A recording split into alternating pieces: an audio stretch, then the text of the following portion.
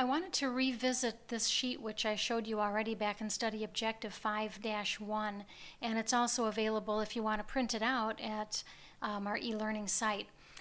We've been working on the journal entries under a perpetual inventory system for both buying and selling merchandise. So again, take a look at the entries right down here under a perpetual system. These are the two entries that the seller would be recording at the point of sale. The first entry records the retail amount charged to the customer. The second entry records the cost of the goods going out the door and being turned into cost of goods sold.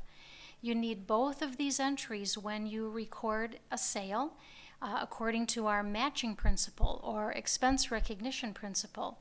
Revenues and related expenses need to be recorded at the same time. And so that's what we're doing. But what if you don't have one of those optical scanning devices at the checkout? What if you're a place like, let's say, Jack's Fruit Market? I like to shop there. And they haven't invested in those expensive optical scanning devices. So that means that when I show up at the checkout with my meat or my broccoli or whatever, they can't just scan it. There's no barcode, no UPC code for them to scan.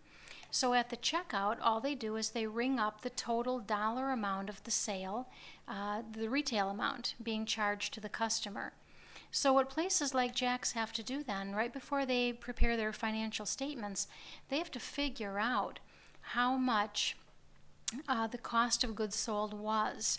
And again, we looked at this back in Study Objective 1, but now that we have a better understanding of the journal entries for perpetual system, I want you to look at this again and recognize that if you cannot make that cost entry at the point of sale, then you need to calculate cost of goods sold in order to get the whole year's cost of goods sold on the books in the same year that all the sales revenue are recorded.